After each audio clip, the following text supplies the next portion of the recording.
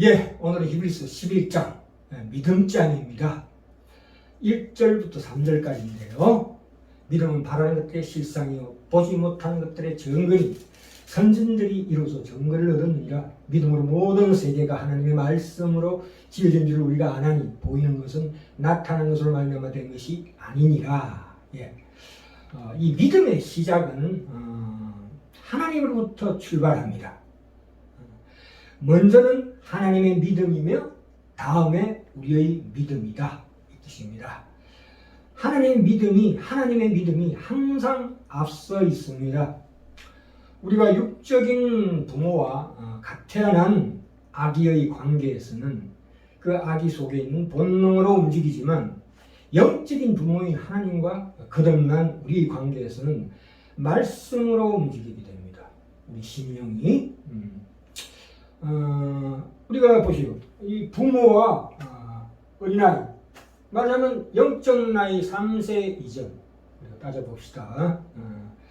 갓 태어난 아기는 엄마의 말을 알아듣지 못하지만 엄마는 그의 아기에게 말하는 것을 포기하지 않습니다.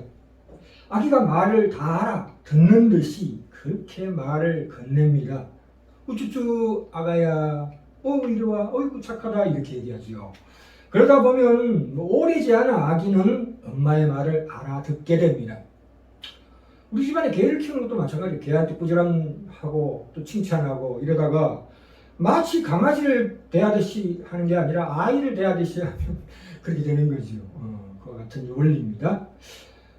우리 이 아브라함 같은 경우에 뒤에 나오지만 모세 같은 경우에도 사실은 하나님을 처음 만났을 때는 아주 갓난아기, 영적 나이 3세 이하라고 우리가 보시면 됩니다. 창세기 11장에서 갈대아우르 그 고향에서 아버지 데라와 아브라함이 우상을 섬기고 있다가 하나님께서 나타나셔가지고 떠나라. 그 당시 시족 족장 시대에는 그 고향을 떠나는 것은 큰 재앙입니다. 그런데도 불구하고 그때 아브라함 나이가 45세 정도 됐을 겁니다. 그래서 하란까지 갑니다. 그 하란이 좀 길이 멉니다만 그래도 하란에 머물 때까지 30년 동안을 말하자면 거기서 머물렀다는 거죠. 초신자 때 30세 때 그 하란이 머물렀어요. 그러다가 가나안 땅에 75세에 도착하게 됩니다. 그러다가 13장에서 롯과 헤어지고 또 그러므로 인하여 가나안 전쟁에 휘말리다가 15장에 가서야 아브라함에게 또 하나님 나타나셔가지고 약속을 하십니다. 창대하리라 내 자손들이 네가 복의 근원이다 이렇게 얘기했는데 또 창세기 18장에 가면은 그 말씀을 들을 때에 아내인 사레가 웃었죠. 웃기는 얘기라 이 뜻이죠. 이렇게 아브라함의 생애에서 참으로 이 신앙이 자라가는 과정이 있다고요. 그러다가 21장에서 창세기 이삭을 낳고 22장에서 드디어 이제 아브라함 믿음이 제대로 된 반응을 하는 거예요. 그게 자기의 믿음이라고요. 그러니까 아브라함이 창세기 22장에서 이삭을 바칠 때까지 누구의 믿음이 더 강했습니까? 하나님이 근원적으로 하나님이 책임지고 아브라함을 이끌었다는 것이 맞죠. 모세 같은 경우에도 출애굽기 2장에 보시면 40세 때 애국 관원을 죽이고 그 다음날 나갔을 때 이스라엘 민족들이 어제 관원 죽인 것처럼 우리도 죽이려느냐 이렇게 하니까 바로가 아니라 모세가 바로를 두려워하여 미디안 땅으로 도망갔다고 나왔는데 이 히브리서 11장 27절에 보니까 뭐라고 나옵니까? 믿음으로 애국을 떠났대요. 다르죠? 이게 말하자면 이 믿음의 깊은 뜻이 여기 담겨져 있습니다. 임금의 노함을 바로의 노함을 무서워 아니하고 곧 보이지 아니하는 자를 보는 것 같이 하며 차수며 아까 우리 읽은 히브리서 11장 1절의 말씀과 똑같죠. 믿음 바라는 것들의 실상이요 보지 못하는 것들의 증거니 희미하지요. 그렇다 하더라도 믿음은 처음에 희미한 걸로부터 시작된다 이 뜻입니다. 그래서 우리가 하나님께서 우리에게 주시는 믿음, 다시 말해서 로마서 1장 17절에 믿음으로 믿음에 이르게 한다 했을 때 하나님이 먼저 시작하십니다. 하나님 믿음은 사람을 있는 그대로 보시지 않습니다. 시몬에게서 베드로를 보시고 야곱에게서 이스라엘을 보시고 아브람에게서 아브라함을 보십니다. 이게 믿음의 실체입니다. 믿음으로 하나님께서 미리 앞서서 가시는 법입니다. 그렇죠. 사랑을 받을 만하기 때문에 받는 것은 아닙니다. 부모의 시선으로 봤을 때는 사형을 처할 악을 저지른 악이라 할지라도 그 누구보다도 그것은 엄마의 사랑을 받을 만하며 충분히 사랑을 받을 만한 자식입니다. 사랑받을 만한 자격이 없는데도 사랑을 받는다. 이게 바로 그리스도인의 우리 삶의 스토리입니다. 하나님은 가치 없는 자를 사랑하셔서 가치 있게 만드시는 분이십니다. 그러니까 먼저는 하나님의 믿음이요, 다음에 우리의 믿음이다. 근데 여기에서 히브리서 11장에서 말하는 것은 뭡니까? 하나님께서 나를 아들이라고 믿어주신다 해도 내가 그것을 거부하면 하나님의 그 믿음은 말하자면 무용지물이 되지요. 그 말씀을 지금 하시는 거예요. 예, 자, 우리 본문으로 한번 가볼까요? 본문으로. 자, 히브리서 11장 1절 다시 읽겠습니다. 믿음은 바라는 것들의 실상이요 보지 못하는 것들의 증거니. 자, 이 말씀에서 믿음은 바라는 것들의 실상이요 보지 못하는 것의 증거니란 말해서 이 바라는 것들과 보지 못하는 것들이라는 것은 무엇이냐면 현재 내가 바라는 것들 또한 현재 보지 못하는 것들을 일컫습니다. 현재형 수동태입니다. 말씀은 현재 희망하는 것의 본질이요 실체다. 믿음은 현재 희망하는 것들의 그 본질이요 실체다. 그 확신이라 이 뜻입니다. 아까도 말씀드렸지만 우리 신자들은 본능에 의해서 움직이지 않고 하나님의 말씀에 의해서 움직이는 법입니다. 그래서 에베소서 2장 8절에도 부모가 자식에게 얘기하는 것처럼 너희에게서 난 것이 믿음은 너희에게서 난 것이 아니요 하나님의 선물이라 해놓고 로마서 10장 17절에도 믿음은 들음에서 나며 들음은 그리스도의 말씀으로 말미암는다고 말하고 있습니다. 믿음이라는 말 자체가 하나님의 말씀을 믿는다는 것입니다. 그렇죠? 믿음이라는 것은 하나님 측에서 하나님께서 사람을 찾으시는 그 발언이십니다. 하나님 측에서 우리를 향해서 뱉어내는 그 발언, 말이며 그에 대한 우리의 반응이라 이 것입니다. 우리 응답하는 그 반응이 믿음이다.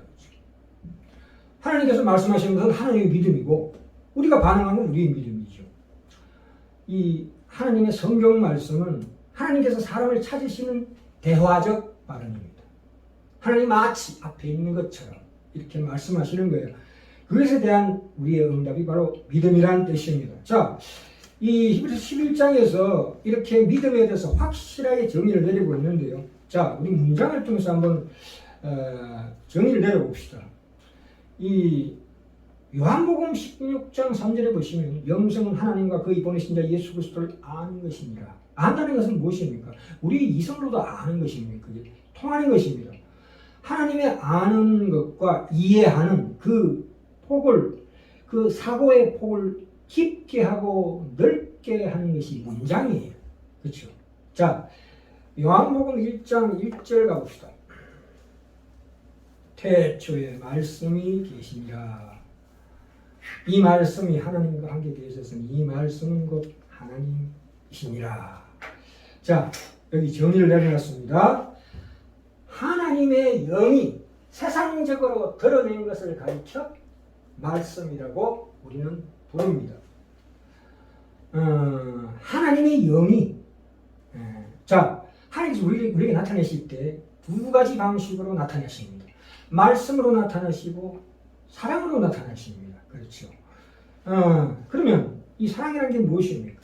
하나님의 영, 성부와 성자와 성령 그 안에 있던 아가페적인 그 사랑으로 머물다가 세상의 인간에게 하나님 자신을 드러내실 때 그것은 말씀이 됩니다.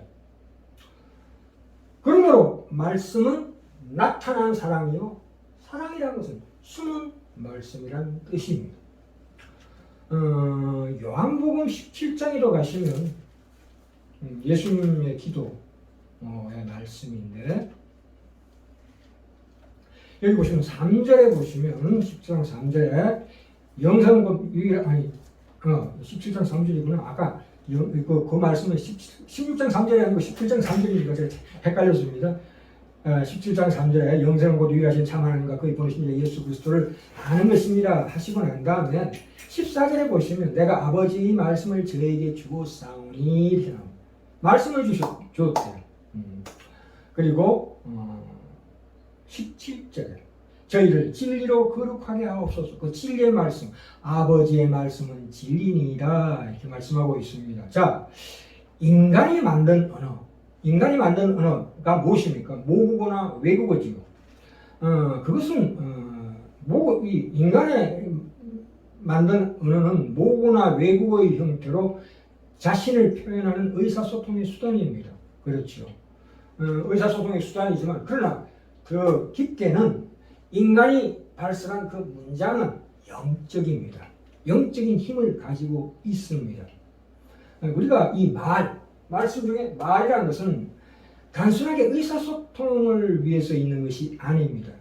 그것이 말씀이죠. 말씀, 그것은 인간의 모든 언어의 뿌리이며 기원이며 근원입니다.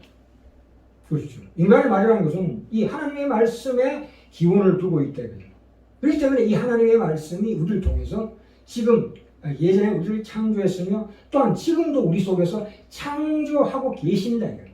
하나님께서 지금도 현재형으로 끊임없이 창조하고 계시는 거예요. 인간이 만든 언어는 영적입니다. 언어 자체가 영적이라기보다는 그 발설된 언어의 근원인 말씀이 영적이다. 우리가 하나님을 말로 부르지만 형태적으로는 우리가 하나님을 부르는 거지만 사실 깊이 따지고 들어가면 하나님께서 우리 심령을 끌어내셔서 불러셨다고 보셔야 합니다. 그렇죠. 내 영혼이 문장을 만들었지만 오히려 하나님이 나를 그 영혼을 새롭게 깨어나게 하셔서 불러냈다고 보는 편이 맞습니다. 그러므로 하나님이 없다면 인간은 문장을 만들지도 않고 만들지도 못합니다. 마찬가지로 우리가 하나님을 의식하지 않으면 알게 모르게 무의식적으로 우리는 결코 문장을 만들 수도 없고 만들지 않은 법입니다. 자, 그러면 좀 더 우리가 깊이 있게 이 말씀에 대해 히브리서 11장 1절, 2절, 3절에 대해서 좀 깊이 말씀을 나누고자 합니다. 자, 이 기독교 신앙에서 믿음이 필요하다는 것은 우리가 그 내용으로 삼고 목표하는 것들이 눈에 보이는 게 전부가 아니라는 것을 말하고 있습니다. 사람은 그것을 확인하고 이해하고 소유하고 있으면 그것을 믿을 필요가 없죠. 만약에 이 탁구다이가 있는데 탁구다이가 있다는 걸 정확하게 보여주면 탁구다이가 있다는 것을 믿을 이유가 없죠. 안 보이고 지금 현재 실체를 보지 못하니까 믿음이라는 말을 쓰는 것입니다. 그렇죠. 믿음이 필요하다는 것은 우리가 반드시 그것을 그런 근거, 이해하고 신뢰하는 그 근거가 필요함에도 불구하고 우리가 이해하지 못하는 부분이 너무나 많다는 것을 인정하는 것이 바로 믿음의 속성이고 본질이다 이 뜻입니다. 그래서 히브리서 11장 3절에 나오죠. 믿음으로 모든 세계가 하나님의 말씀으로 지어진 줄 우리가 아나니 보이는 것은 나타나는 것으로 말미암아 된 것은 아니니라. 왜요? 그 보이지 않는 세계가 무엇입니까? 천국을 예로 들어 봅시다. 하나님이 지으시고 통치하시는 전 세계에 대해서 우리는 다 설명할 수가 없습니다. 천국이 어떻게 생겼는지 우리 모릅니다. 단지 아는 것은 하나님이 거기 계시니까 너무나 좋은 곳이라는 것을 우리가 이해합니다. 그게 믿음입니다. 좋은 곳일 수밖에 없다. 하나님이 계시니까 천국은 하나님이 계신 곳이다. 이렇게 이해하셔야 합니다. 믿음으로 소유해야 한다는 것은 지금 그 사실과 실체를 가질 수 없는 신자된 자의 지금 현실을 가장 잘 나타내는 말이 믿음이라는 말입니다. 그러니까 지금 보고 싶고 지금 소유하고 싶은 어떤 것들을 믿음으로밖에 소유할 수 없다는 뜻이에요. 믿음으로 소유한다는 것은 실제로 소유할 수는 없으나 그 실체를 방불케 하는 소유의 방법이다 이 뜻입니다. 믿음이 어떻게 시작되느냐 우리가 이해할 것이 고린도후서 4장 6절 가볼까요? 믿음이 어떻게 시작되느냐 4장 6절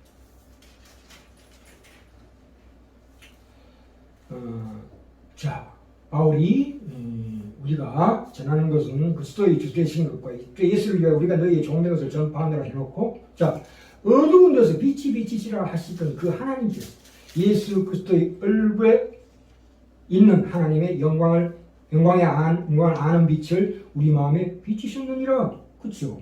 그 믿음이 시작되는, 믿음이 가능한 최소한의 조건은 이 어쨌든 하나님 손에 달려 있습니다. 하나님 믿음이 먼저예요. 우리가 장님이었는데 어떻게 됩니까? 장님에게 어떤 빛을 설명하고 색깔을 설명할 수가 없는 법입니다. 그건 눈을 떠서 봐야지 됩니다. 그래서 하나님께서 무에서를 창조하시던 그 창세기 기록된 것 같이 빛이 있으라며 빛이 있었고, 빛이 생긴 방법으로 하나님께서 우리의 감겨져 있던 영혼의 눈을 뜨게 하시고, 죽었던 영혼을 살리셔서 우리의 말로 하나님 아버지라는 말이 튀어나오게 하는 하나님이 주시는 믿음으로 그 믿음이 시작된다, 이 뜻입니다. 오늘 제목에서 보는 것처럼 먼저는 하나님의 믿음이며 다음에 우리의 믿음이라는 것은, 말하자면 이 믿음은 자라나야 합니다. 그렇죠? 아까 우리가 예를 많이 들었죠. 그 신자의 믿음의 시작은 이제 그 출생은 하나님으로부터만 가능하지만 그 후에 자라는 것은 아기가 자라듯이 그렇게 자라야 하는 것은 우리의 책임으로 주어집니다.